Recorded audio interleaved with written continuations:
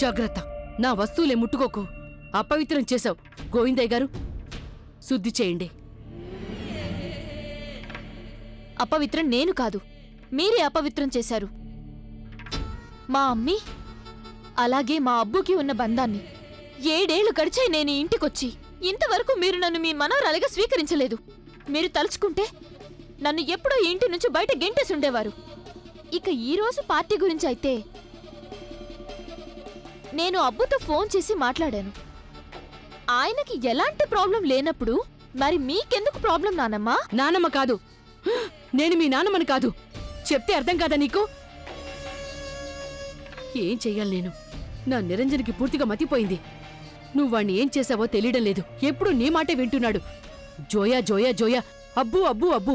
ఎందుకో తెలీదు, మాకంటే ఎక్కువగా నీ మీదే నమ్మకం ఉంది వాడికి. ఎందుకంటే ఆయన నన్ను తన కూతురు అనుకుంటున్నారు. ఇక మీరు? సుప్రియ, నాకు చాలా ఇంపార్టెంట్ మీటింగ్ ఉంది. పార్లర్కి నువ్వు రేపు కూడా వెళ్ళొచ్చు. లేదు,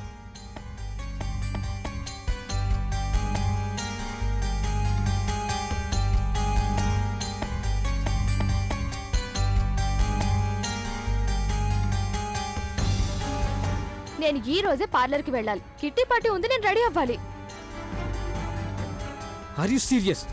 ఇంకా ఎంత రెడీ అవ్వాలి నువ్వు? డాక్టర్ దగ్గర నీకు ఈరోజు అపాయింట్మెంట్ ఉంది. దాని గురించి నీకే ఆలోచన లేదు. I don't believe this. ఇదిగో మళ్ళీ మొదలైంది వీళ్ల మహాభారతం. అపాయింట్మెంట్ తీసుకునే ముందు నన్ను అడిగారా మీరు? ఒకసారి కన్ఫర్మ్ చేసుకోవాలి కదా నేను ఫ్రీగా ఉన్నానా లేనా అని. మరొక విషయం ప్రదీప్, పార్టీ ఈ రోజు, రేపు కాదు. అలాగే నేను పార్లర్ అపాయింట్మెంట్ తీసేసుకున్నాను. Are you even listening to yourself? Supriya, అసలు నీకేమైంది? స్పృహలోనే ఉన్నావా? ఇంట్లో ఎప్పుడు రెడీ అయి తిరుగుతూనే ఉంటావు. అందుకంటే వేరే పనేవీ లేదు. మనం గైనకాలజిస్ట్ దగ్గరికి వెళ్ళడం కంటే నీకు పార్లర్కి వెళ్ళడం ఎక్కువ ఇంపార్టెంటా? నేను ఏ డాక్టర్ని కలవను. ముందు కూడా నేను నీకు చాలా సార్లు చెప్పాను. అయితే సరే వెళ్ళు, ఏం చేస్తావో చేసుకో, నాకేం నష్టం లేదు. అలాగే నేను కూడా దేని గురించి పట్టించుకోను.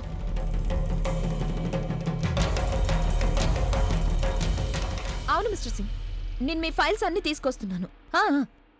సరే సరే, లేదు మీరేం టెన్షన్ పడకండి. ఈరోజు మీటింగ్ ఏం ఉండదు కదా. ఈరోజు జన్మాష్టమి హాలిడే కదా. ఒక నిమిషం ఆగండి, నేను చూసి చెప్తాను. అవును, నంబర్ 6 అది. సరే, ఓకే.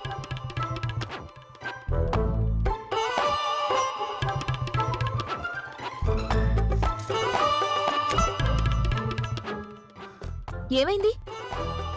ఎందుకు ఇలా మూతి ముడుచుకుని కూర్చున్నావు? ఇంత అందమైన ఫ్రాక్ వేసుకున్నావు, చాలా అందంగా ఉన్నావు. ఇది నీకు అందమైన డ్రెస్సా? ఇంత సింపుల్ డ్రెస్? నా ఫ్రెండ్స్ అందరూ సింపుల్ డేలో కూడా ఇలాంటి సింపుల్ డ్రెస్ వేసుకోరు. పైగా ఈ రోజు నా స్పెషల్ డే. నా ఫ్రెండ్స్ వాళ్ళ పుట్టినరోజు నాడు పార్టీ చేసుకుంటారు, బాగా ఆడుకుంటారు, సరదాగా ఉంటారు, కొత్త కొత్త డ్రెస్సులు వేసుకుంటారు. కానీ నువ్వు నా బర్త్డే పార్టీ ఎప్పుడు చేయవు. ఎందుకమ్మా? Birthday party? యాక్చువల్లీ నేను అనుకున్నాను ఈసారి కృష్ణకి బర్త్డే పార్టీ చేయాలి, తన ఫ్రెండ్స్ అందరినీ పిలవాలి అని. నిజంగానా? కానీ నువ్వు చెప్పకుండా ఉట్టి పగలగొట్టడానికి వెళ్ళావు కదా, అందుకే అన్ని క్యాన్సిల్ చేసేసాను. క్యాన్సిల్ చేసేసావా? కానీ ఎందుకు? అమ్మా, అలాంటి వాళ్ళది నిజమైన ప్రేమ కాదు, అది వ్యామోహం. ఎగ్జాక్ట్లీ చిన్నత్త, నిజంగా ప్రేమించుకున్న వాళ్ళు అలా చేయరు. ఎంత మనసు విరిగిపోతే కన్న కూతుర్ని పట్టుకొని మా దృష్టిలో చచ్చిపోయా ఉంటుందా తల్లి? అది సరే అమ్మా, తన కూతురుతో తన మాట అనేటప్పుడు ఆమె మాటల్లో వ్యథ, కళ్ళల్లో బాధ గమనించావమ్మా?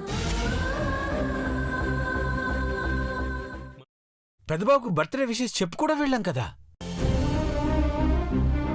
ఊరికే ఎలా కాలిపోతుంది? మంట పెడితేనో పడితేనో తగలబడుతుంది.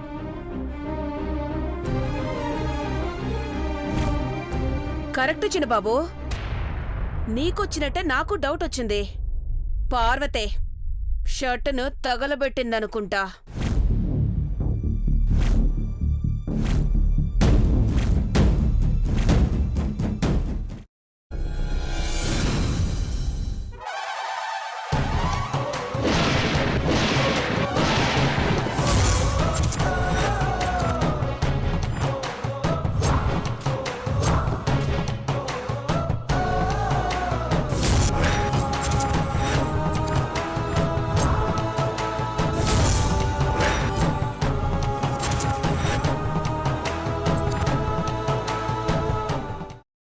తీసుకున్న తర్వాత పొట్టు తీసేసి చాప్ చేసి పక్కన పెట్టుకోవాలి.